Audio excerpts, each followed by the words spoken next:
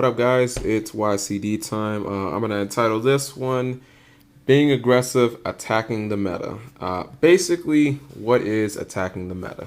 Attacking the meta is this. It's basically when you run a deck that you don't feel is the best deck, or that you don't feel is a deck that has the overall best balance in the format, but a deck that will give you a huge advantage in what you expect to play.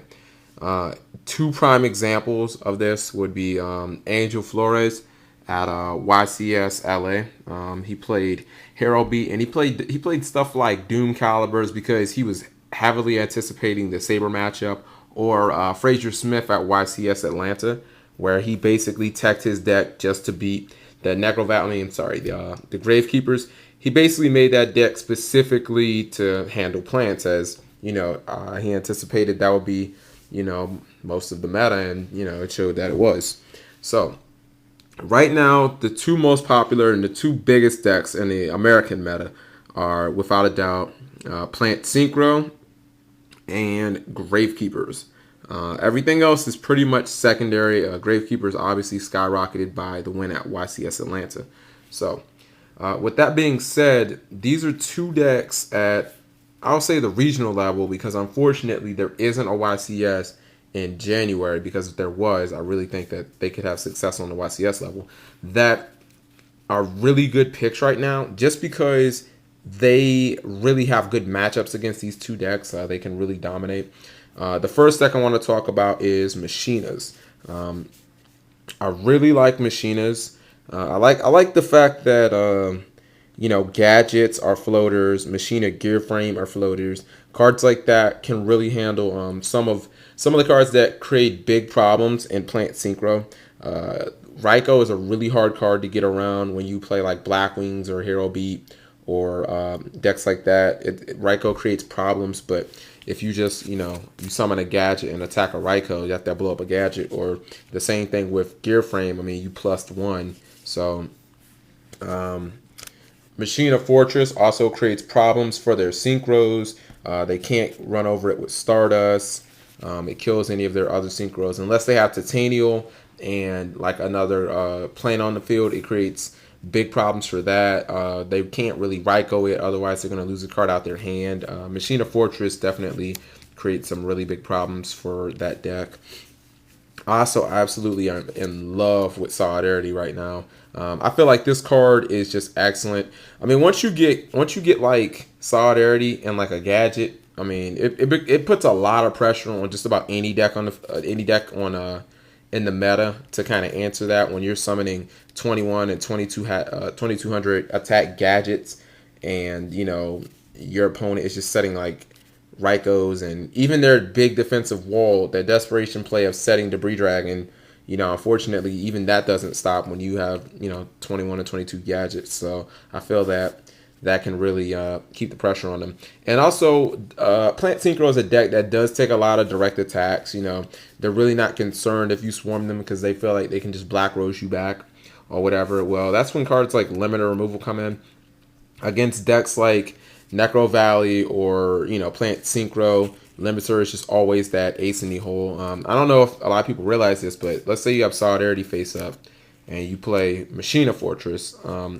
Well, if you attack directly and you Limiter and your opponent has used Warning, they lose the game. You know what I mean?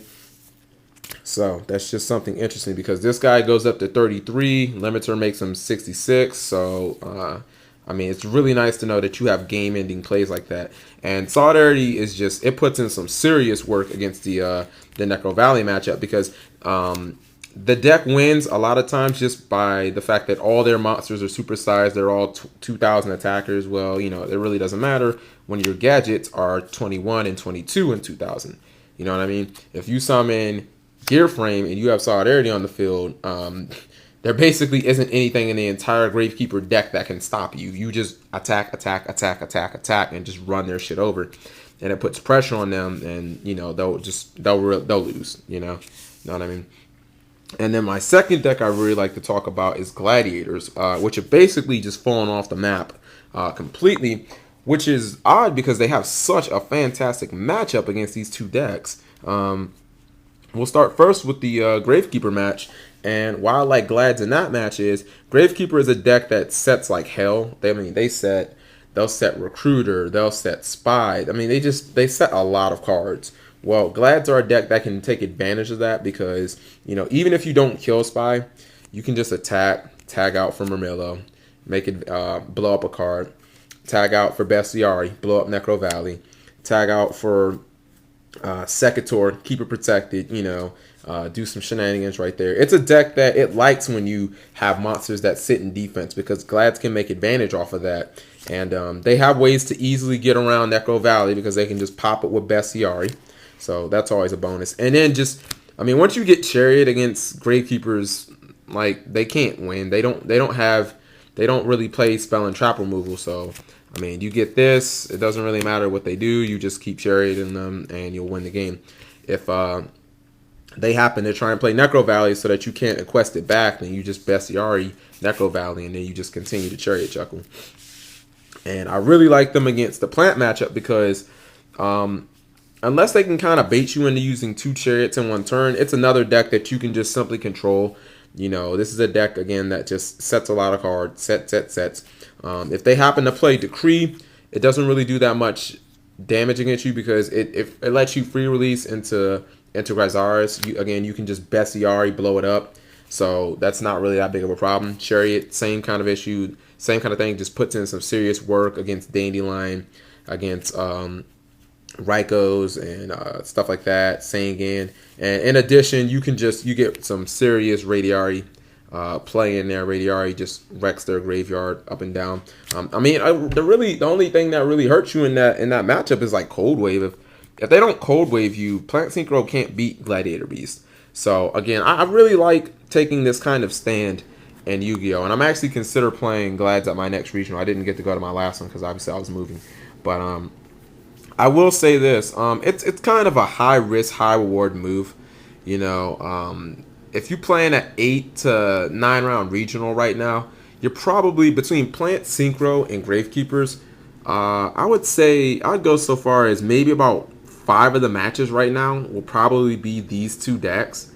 And the thing is, you pick fairly consistent decks like Machinas and Glads that can side out maybe a few cards and handle, you know, a Blackwings or an X-Sabers or something like that. That's why you have side deck cards. But if you feel like you're really going to see, you know, 1 or 2 decks for the majority of the day, that's when you just attack the meta. One of the best examples I ever saw of this was when Little City had its first top 4. It was in Glad format. And a Little City deck topped, and he was running My Body as his shields and skill drains, and it looked horrible on paper, but it took him all the way to the top 4 of a Glad-driven format, and it was really amazing. So, I don't know. This is just food for thought, guys. A lot of theorio here. I had been looking over the YCSs and the results, and I thought this would be a pretty helpful video. Also, Ryan Spicer had just topped with GBs, and as soon as I saw that Gravekeepers were going to be good, I thought, damn, GBs have a really good matchup against that deck. And he ended up, you know, proving that when he top 4'd a regional. Anyways, so, guys, I'd like to thank you for checking out my video. Also, really big shout out to DirtDub. He's a really great guy. He's the one who made my my banner after I made Partner, that banner that you guys see on my channel. So if you want to check that out. Also, I'm going to leave him an annotation. He's made, like, I think he made Dub K Dads and Eternal Darknesses banners. So, maybe not Dub K Dads. He's made a bunch of Partners banners. So, dude is excellent. He's got skills. Check him out. Thanks, guys.